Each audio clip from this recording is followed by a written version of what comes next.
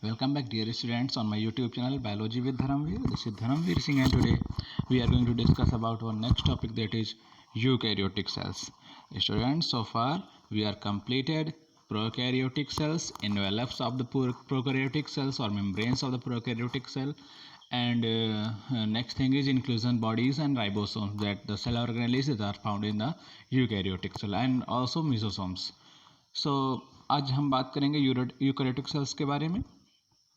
So we are discussing what the basic difference between the eukaryotic and prokaryotic cell. हमने आपको बताया था कि बेसिक डिफरेंस क्या होता है यूकैरियोटिक एंड प्रोकैरियोट्स के अंदर. बेसिक डिफरेंस सिर्फ एक होगा, if this is a cell and this is genetic material. This is the genetic material of the cell. If this genetic material is naked, present in the cytoplasm, then it is a prokaryotic cell, and if this genetic material is surrounded by a membrane, then this system is called nucleus and the cell is called eukaryotic cells. Means presence of karyon or well developed nucleus means eukaryote. You means true, karyotic means nucleus. True nucleus means eukaryotic, false or incipient nucleus means prokaryotic. Okay, students. So in the case of eukaryotes, the eukaryotes include all the protist, plants and fungus and animals also. What are the protists? Protists like amoeba, paramecium, as we see single cellular eukaryotic animals. Single cellular eukaryotic animals. Some of the protozoans like amoeba, paramecium, euglena, plasmodium, they are the single cellular eukaryotes. Some of the algae like chlamydomonas, some of the fungi like Saccharomyces cerevisiae or yeast, they are protist, means single cellular eukaryotic organisms.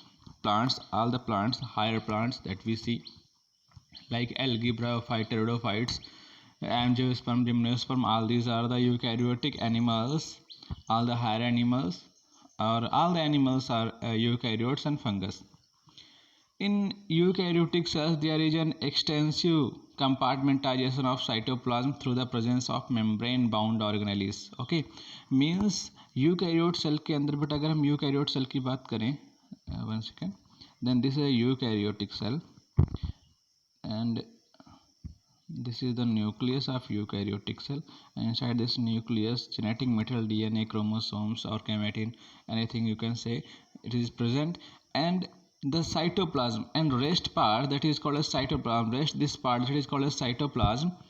This cytoplasm compartmentalized due to the presence of cell organelles, like this is a mitochondria, somewhere here chloroplast is present, somewhere here endoplasmic reticulum is present, it is attached with the outer membrane of the nucleus, somewhere Golgi body is present. So due to the presence of this cell organelles, whole cytoplasm compartmentalized. Okay, in the case of the eukaryotic cell, in eukaryotic cell possesses an organized nucleus with a nuclear envelope.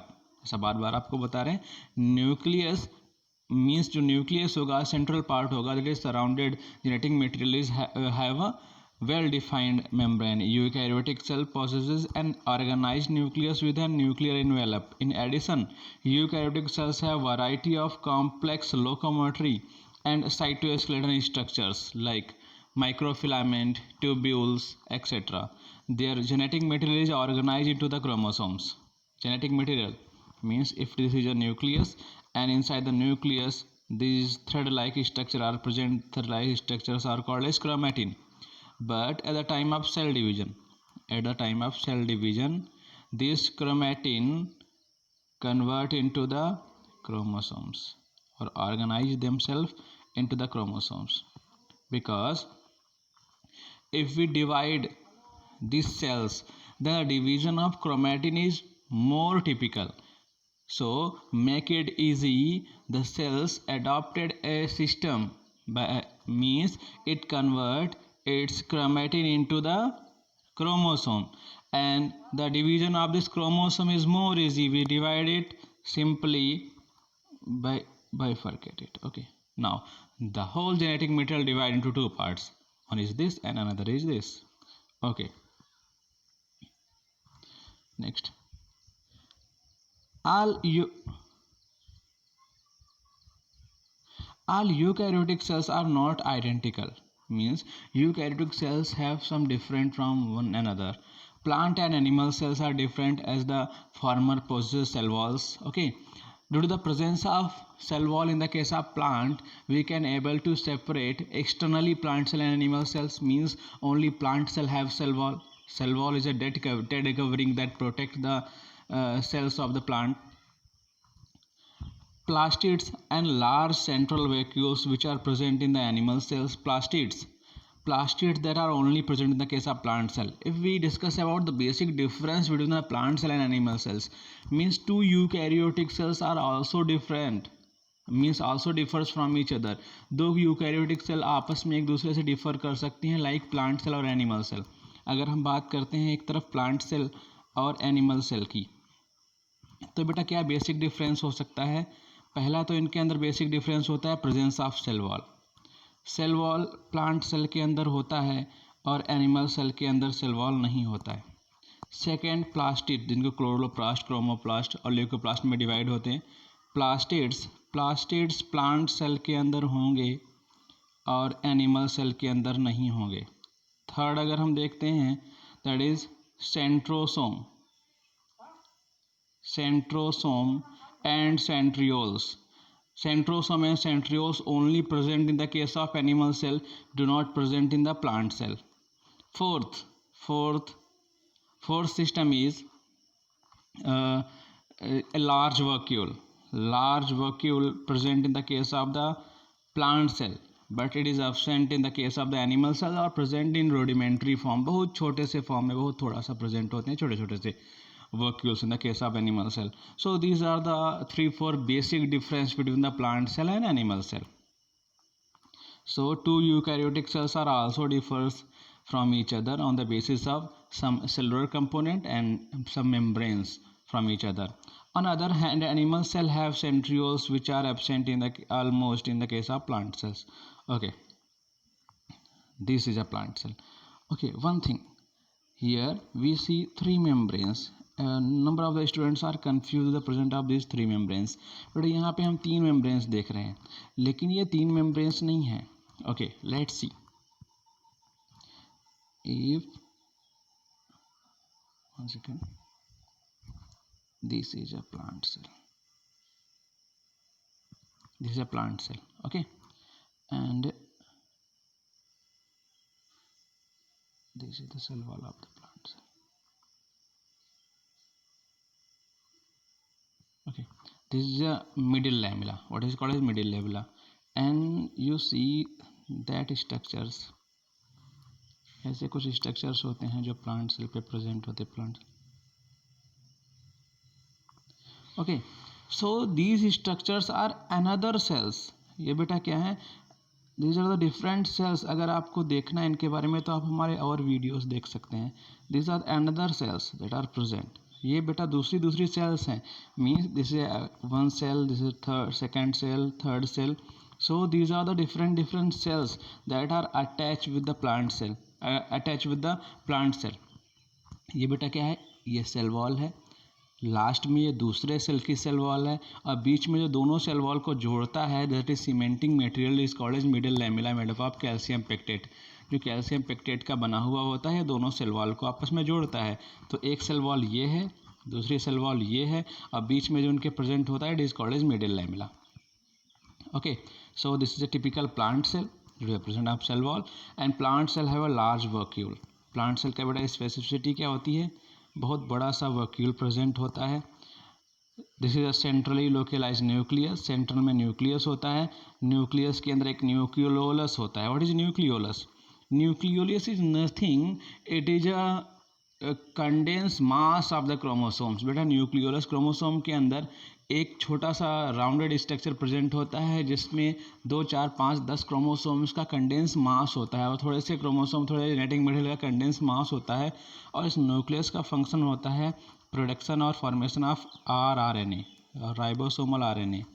और this rRNA ultimately form the ribosomes. और बेटा ये rRNA क्या करता है, ribosomes को बनाता है, ribosomes ultimately form the ribosomes. ये rRNA राइबोसोम्स को बनाता है।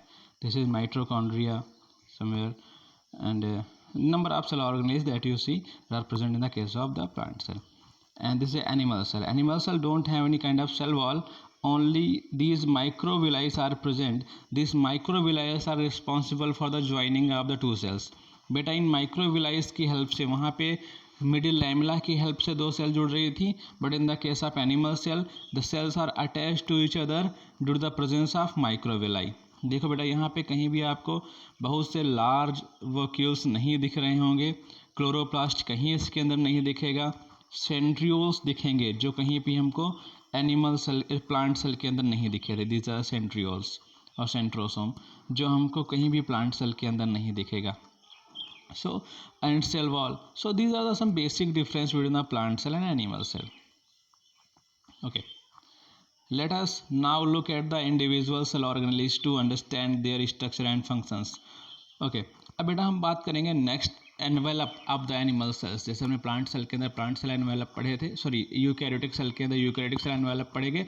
Here we are going to discuss about the envelopes of the eukaryotic cell. So the first envelope is cell membrane. Okay, cell membrane, most important structure of the eukaryotic cell, that is cell membrane, present in both plant cell as well as animal cell, or all eukaryotes have this cell membrane. And this cell membrane is responsible for the number of transport mechanism. All the transport mechanism is carried out within the cell to cell. Cell से cell जितना भी transport होता है, means if you see that, one second, let's see,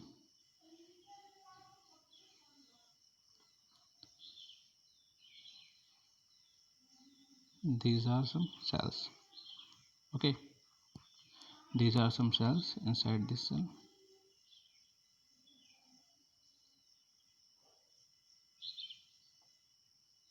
ठीक है बेटा, यहीं पे आपको ये ट्रिपल मेम्ब्रेन स्ट्रक्चर दिखता था। अब अगर इस सेल के अंदर कुछ बना है, इस सेल के अंदर कोई केमिकल बना है, तो उसको इस सेल के अंदर अगर भेजना है, या वाटर प्लांट ने एब्जॉर्व किया है, एवरी सेल नीड्स वाटर, सारी सेल्स को वाटर चाहिए, ऑल सेल्स नीड्स ऑक्सीजन, सारी सेल्स को ऑक्सीजन चाहिए, ऑल बिकॉज ऑफ रेस्पिरेशन के लिए सारी प्लांट सेल को, या animal cell, plant cell animal cell कोई भी हो, at a time of respiration they needs oxygen. Respiration के टाइम प्लांट सेल और animal cell both needs oxygen, because of respiration only possible in presence of oxygen. But in the case of photosynthesis, plant cell needs carbon dioxide. photosynthesis के time तो plant cell को carbon dioxide चाहिए होती है, but the case of respiration, at the time of respiration, either plant cell or animal cell both require oxygen. Okay, so here we are going to discuss cell membrane in detail. Cell membrane is the outer membrane, outer membrane in the case of the animal cell, and second membrane means it is surrounded by the cell wall in the case of the animal cell. And this cell membrane, the model of the cell membrane is very controversial up to 1972। 1972 तक बेटा इसका जो model था बहुत controversy रही। Some of the scientist says that कि ये rail की लाइंस के जैसा स्ट्रक्चर होता है, कि लिपिड्स की लेयर होती हैं, और जैसे रेल की लाइंस को एक बीच में डला हुआ एक जो आयरन का या कोई भी रॉड जो जोड़ते हैं, बिल्कुल ऐसे ही उसको लिपिड जोड़े रहते हैं, मीन्स एक ऐसा स्ट्रक्चर होता है। ये दोनों लिपिड्स की लाइन होती हैं और इनको प्रोटीन्स आपस में जोड़ी रहती हैं। लेकिन धीरे धीरे क्या हुआ, इसके ऊपर और इलेक्ट्रॉन माइक्रोस्कोप आने के बाद इसके ऊपर काफ़ी सारी डिस्कवरी हुई, और 1972 में सबसे एक्सेप्टेड मॉडल दिया गया, it is called as fluid mosaic model. Okay, fluid mosaic model RBCs की सेल मेम्ब्रेन को स्टडी करने के बाद दिया गया था, given by Singer and Nicolson. Okay, the detailed structure of the membrane was studied only after the advent of the electron microscope. Okay, in 1950 में जब इलेक्ट्रॉन माइक्रोस्कोप की डिस्कवरी हुई, उसी के बाद में सही से इलेक्ट्रॉन माइक्रोस्कोप की हेल्प से ही हमने सेल मेम्ब्रेन की डिस्कवरी की कि what the chemical composition of the cell membrane. ठीक है, कि क्या केमिकल कंपोजिशन क्या होता है सेल मेम्ब्रेन का। Meanwhile, chemical studies on the cell membrane, especially in human red blood cells, enabled the scientists to reduce the possible structure of the plasma membrane. Cell membrane or plasma membrane is the same thing. These studies shows that the cell membrane is mainly composed of lipid and protein. Means the major chemicals are lipids and protein. That's why it is called lipid bilayer. Lipid bilayer or fluid mosaic model means there are double membranous structure, means these are the lipids. In such manner lipids are present and they form, if it is a single membrane, then have two parts, outer and inner. Outer and inner parts are made by the lipids, and in between these lipids proteins are present in the form of fluid. That's why it is called a fluid mosaic model. And some of the proteins are also emerge out, that are called transmembrane proteins, and those proteins which are present inside these lipid molecules that are called as intrinsic protein, and these are called as extrinsic proteins. These studies shows that the cell membrane is mainly composed of lipid and protein. The major lipids are phospholipids. Okay, what are the phospholipids?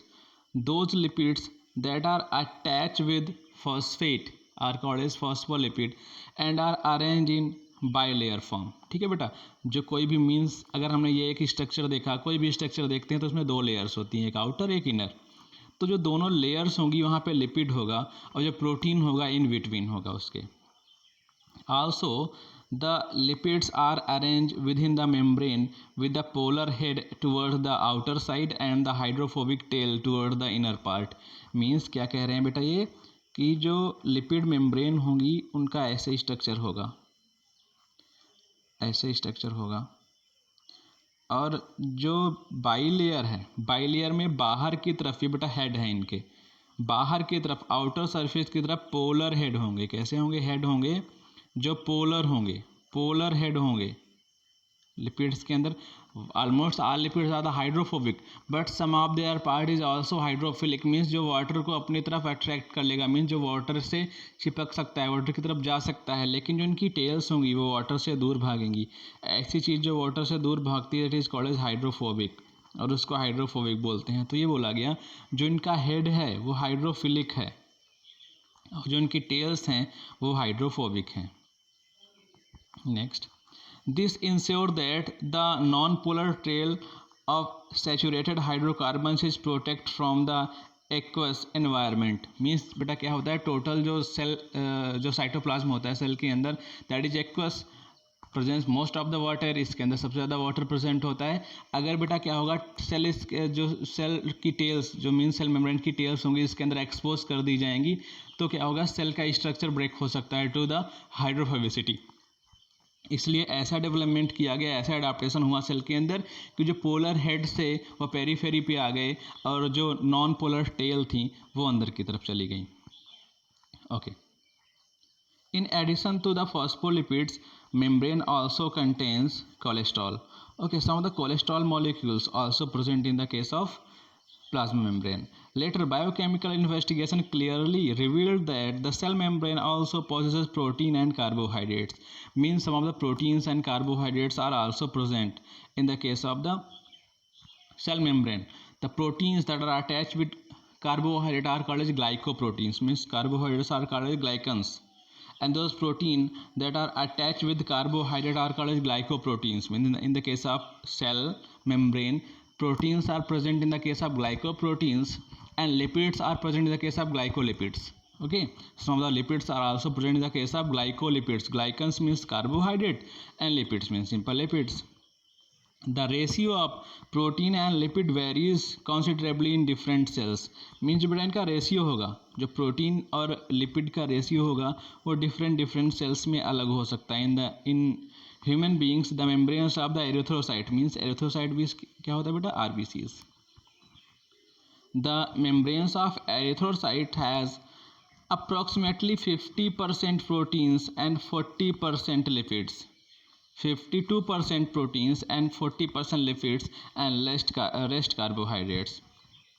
Depending on the ease of extraction, membranes protein can be classified as integral and peripheral. अभी हमने आपको बना के बताया था, फिर से एक बार देख लेते हैं। If this is a lipid bilayer, तो यही सेल मेम्ब्रेन का स्ट्रक्चर होता है। अगर ये हम लिपिड बाइलेयर बना रहे हैं, ठीक है, ये इसकी हाइड्रोफोबिक टेल्स हो गई जो ऊपर राउंडेड हैं, हाइड्रोफिलिक हेड हैं।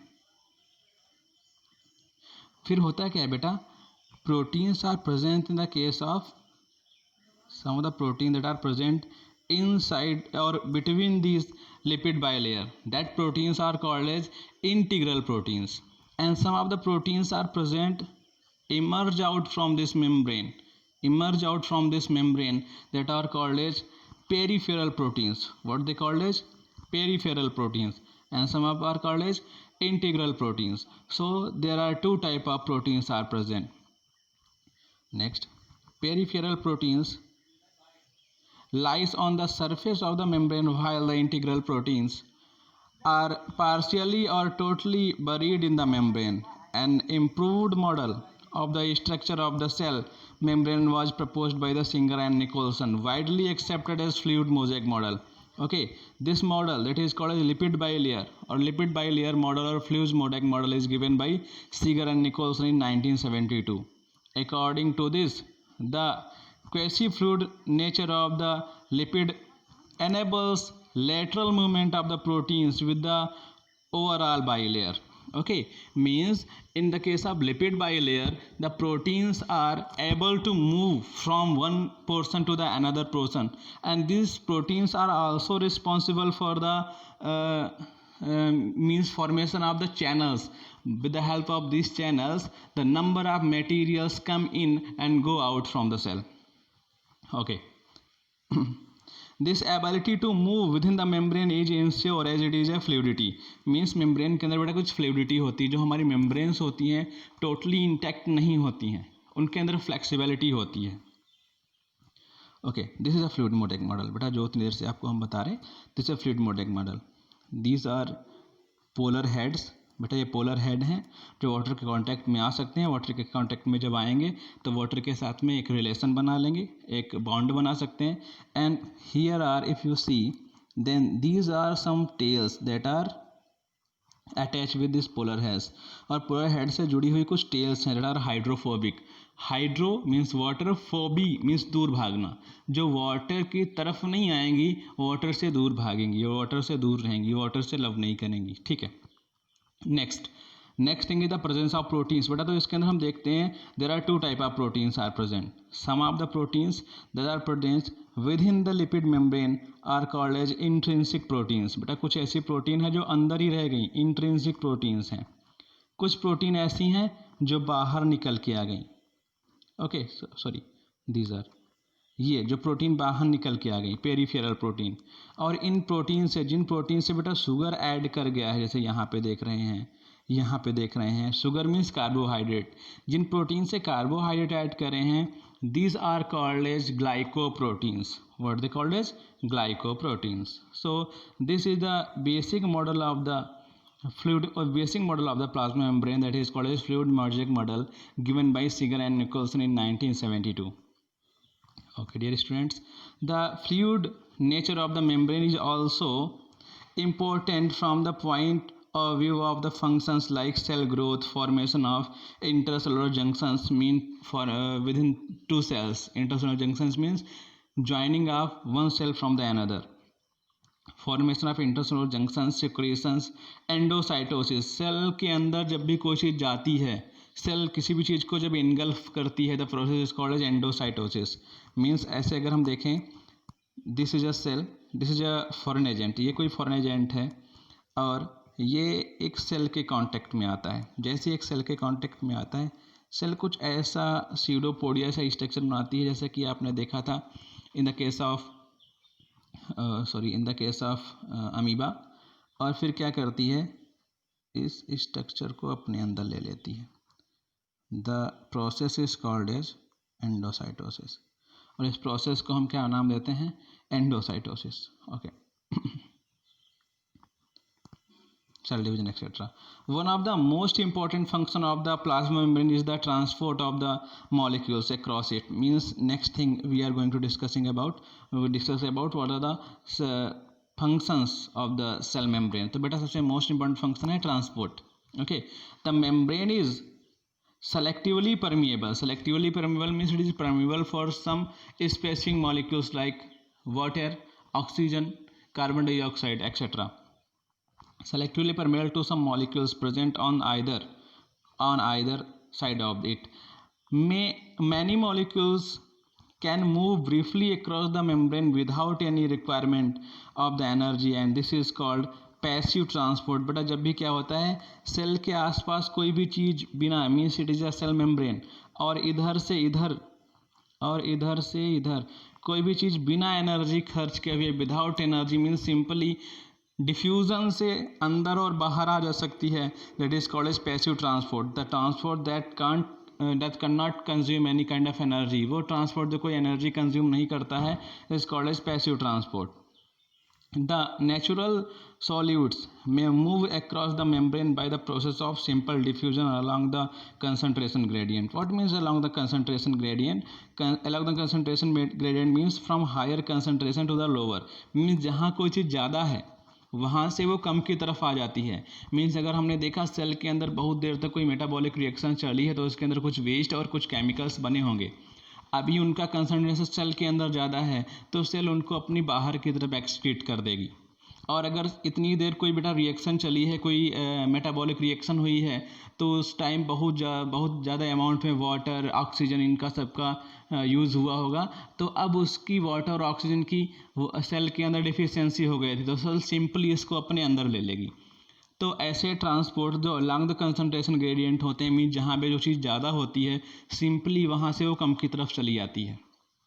This is called as diffusion. This is called as simple diffusion. Water may also move across this membrane from higher concentration to the lower concentration, from higher concentration to the lower concentration. Next, movement of the water by diffusion is called the osmosis. Okay, with the help of diffusion is called as osmosis. Means in the case of cell membrane. but cell membrane के case में अगर liquids का movement होता है along the concentration gradient, mean जहाँ वो ज़्यादा है वहाँ से कम की तरफ, then it is called as osmosis. लेकिन अगर यहीं पे किसी भी गैस का डिफ्यूजन होता है, मीन गैस का डिफ्यूजन होता है, gas along the concentration gradient एक तरफ से दूसरी तरफ आती है, then it is called as diffusion. As the polar molecules cannot pass through the non-polar lipid bilayer, mean जितने भी बेटा पोलर मॉलिक्यूल्स होंगे लाइक प्रोटीन्स, लाइक शुगर्स, जो बेटा ये पोलर मॉलिक्यूल्स हैं, मीन्स अगर ये सेल मेम्ब्रेन है, सेल के अंदर बेटा ग्लूकोज बना है, ठीक है, या सेल के अंदर प्रोटीन्स बनी है, तो प्रोटीन्स नॉर्मली सेल मेम्ब्रेन के बाहर नहीं जा पाएंगी.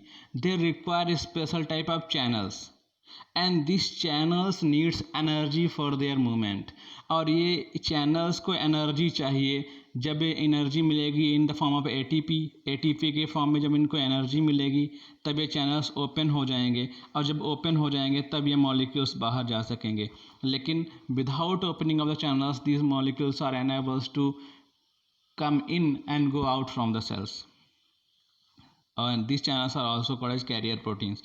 Okay, so as the polar molecules cannot pass through the non-polar lipid bilayer, they require a carrier proteins of the membrane to facilitate their transport across the membrane. A few ions or molecules are transport across the membrane against their concentration gradient, and that is from lower to the higher concentration. Such transport is energy dependent, means they require energy dependent processes in which ATP is utilized as it is called active transport. Example, sodium potassium pump. बेटा जब sodium potassium pump open होते हैं, pump means channels, बेटा ये channels हैं. Pump का मतलब क्या, एक चीज़ को इधर भेजना, दूसरी चीज़ को इधर भेजना. Sodium potassium pump. ऐसे बेटा जब कोई भी पंप ओपन होते हैं या कोई भी चैनल्स ओपन होते हैं, कोई भी कैरियर प्रोटीन्स ओपन होती हैं, तब उनको एनर्जी चाहिए होती है. And this type of transport is called as active transport. Means activity से होगा, एटीपी की प्रेजेंस में होगा, that's why it is called as active transport. So बेटा ये आज का हमारा टॉपिक था. यूकैरियोटिक सेल पढ़ा, और यूकैरियोटिक सेल के बाद membrane of the eukaryotic cell or cell membrane or plasma membrane. Most accepted model, fluid mosaic model, given by Seeger and Nicholson in 1972, 1972 में दिया गया. With the help of the electron microscope से human RBCs की उन्होंने human RBCs की cell membrane की study करी और उसके बाद में बताया the membrane is made up of lipid bilayer. जो मेम्ब्रेन है वो लिपिड बाइलेयर की बनी होती है, मीन्स आउटर. और लिपिड बाइलेयर में जो आउटर दोनों सरफेसेस होती हैं उस पर पोलर हेड्स होते हैं और पोलर हेड्स, और इन पोलर हेड से जुड़ी हुई और हाइड्रोफिलिक हेड्स होते हैं. इन हाइड्रोफिलिक हेड से जुड़ी हुई हाइड्रोफोबिक टेल्स होती हैं. ठीक है, ये तो लिपिड है. अब इसमें प्रोटीन्स होती हैं. Proteins are either intrinsic, proteins या तो इंट्रिंसिक हैं, मीन्स इन्हीं दोनों लिपिड मेम्ब्रेन के बीच में प्रेजेंट हैं और वो कहीं से भी कहीं मूव कर सकते हैं, जैसे सेल के अंदर फ्लूइडिटी आती है. And some of the proteins are emerge out from this membranes. These are called as extrinsic proteins और peripheral proteins. Okay, so this is the basic structure of the plasma membrane. If this video is helpful, then please like it and share to your friends and also subscribe my channel. Okay students, thank you for the watching.